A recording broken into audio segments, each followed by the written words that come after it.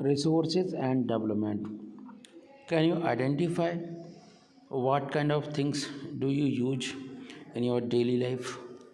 Let me tell you, everything available in our environment which can be used to satisfy our needs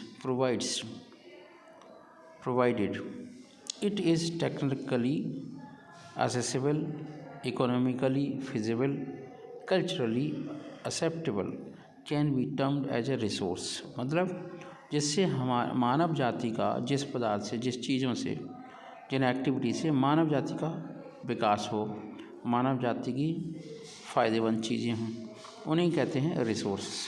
technology, physical environment, institutions are as well as human beings include all the resources because human being always use resources। एक और बात कि do you think that resources are free gift of nature as is assumed by many? They are not, no। So resources are function of human activity। resources तब काम करेंगे जब human activities होंगी, मतलब हम उनका यूटिलाइजेशन करेंगे। तो सिंपली रिसोर्सेज को हम डिवाइड कर सकते हैं, है ना। तो resources are natural as well as human, है ना। नंबर वन, रिन्यूएबल रिसोर्सेज जो रिन्यू हो सकते हैं, जनरेट हो सकते हैं, ये कंटिन्यूस भी हो सकते हैं, जैसे आपका विंड हो गया, वाटर हो गया, या बायोलॉजिकल हो सकते हैं। ये बायोलॉजिकल दो टाइप के होते हैं, नेचुरल वेजिटेशन फॉरेस्ट वाले और वाइल्ड लाइफ वाले, ठीक है। बाकी के होते हैं आपके रिसाइकलेबल और नॉन रिसाइकलेबल।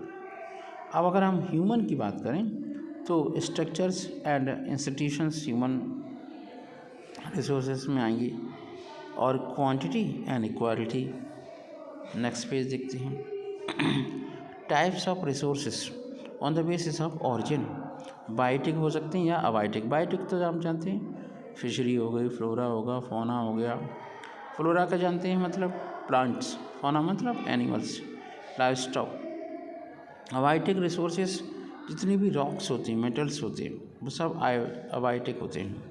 फिर है रिन्यूएबल रिसोर्सेज जो रिन्यू हो सकते हैं, सोलर एनर्जी होगी, विंड एनर्जी होगी। नॉन रिन्यूएबल रिसोर्सेज क्या क्या हैं, जो रिप्लेस नहीं हो सकते on the basis of ownership. Individual resources जैसे there are also owned privately by individuals, ये आपके इंडिविजुअल होते हैं, जैसे आपका प्लांटेशन हो गया, पॉस्चर हो गया, पार्शल लैंड, पॉन्ड एटसेट्रा।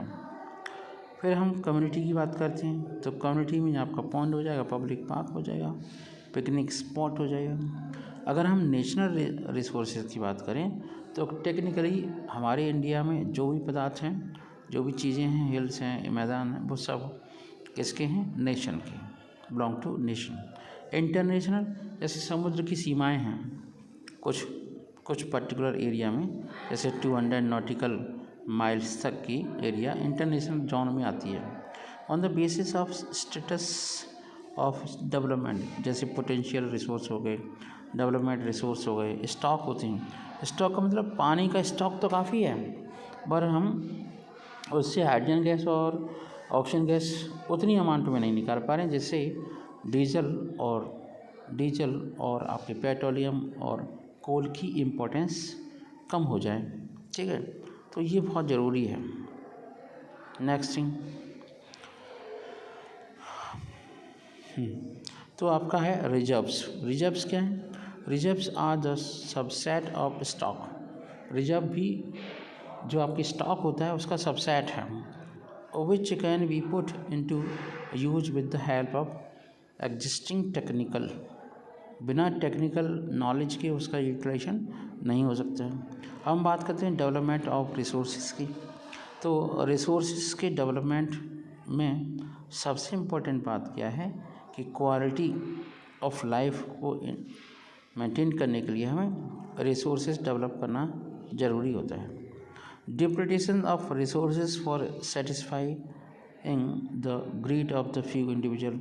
कभी कभी ऐसा होता है कि जैसे ज़्यादा घर बन रहे हैं, रोड्स बन रहे हैं, तो उससे बहुत ज़्यादा बालू एक्सट्रैक्ट हो जाती है, माइनिंग हो जाती है, ठीक है। उसका फिर आपका दुरुपयोग होता है, तो ये आपका मिसयूज हो गया। Accumulation of resources in few hands, और रिसोर्सेज कुछ लोगों के हाथ में हैं, उन्होंने ठेका ले लिया और वो कॉन्ट्रैक्ट लेने के बाद फिर उसका गलत तरीके से इस्तेमाल कर रहे हैं। फिर है indiscriminate exploitation of resources. Exploitation नहीं होना चाहिए।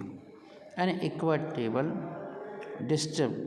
distribution of resources has become essential for a sustained quality of life and global peace. Next है आपका resource planning and essential for the sustainable existence of all forms of life. Sustainable existence is a component of sustainable development. मतलब sustainable development तो तब होगा जब आप चतुराई से, समझदारी से, है ना, नेचर को प्रोटेक्ट करते हुए किसी चीज़ का क्या करोगे, यूटिलाइजेशन करोगे रिसोर्स का। तो इसी से संबंधित एक 1992 में, है ना, इन जून 1992 में more than 100 head of the states, मतलब 100 स्टेट के लोग बैठे एक साथ, मीटिंग हुई रियो डी जेनेरियो इन ब्राज़ील में, और उन्होंने ये डिस्कस किया कि हम जितने भी रिसोर्सेस हैं उन्हें प्रॉपर तरीके से यूटिलाइज करेंगे। ये था एजेंडा 21, जिसमें जितने भी रिसोर्सेस हैं, देखिए रिसोर्सेस मतलब नेशनल वाइज और इंटरनेशनल वाइज सब लोग इसमें इफ़ेक्ट होते हैं। रिसोर्सेस प्लानिंग क्या होना चाहिए? Planning is the widely accepted strategy of for judicious use of the resources. Planning बहुत ज़रूरी है, बिना प्लानिंग के हम आगे नहीं बढ़ सकते, ठीक है।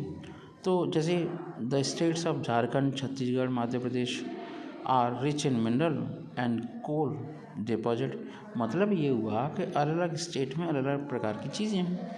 अगर हम अरुणाचल प्रदेश की बात करें तो वहाँ वाटर के रिसोर्सेज हैं लेकिन इंफ्रास्ट्रक्चर नहीं है। And the state of Rajasthan की बात करें वहाँ पर सोलर है और विंड एनर्जी है, लेकिन इतनी हमारी टेक्नोलॉजी इतनी एडवांस नहीं हो पाई है कि उस रिसोर्स का सही तरीके से यूटिलाइजेशन कर पाएँ। तो रिसोर्सेज की डेवलपमेंट की ज़रूरत है, प्लानिंग की ज़रूरत है।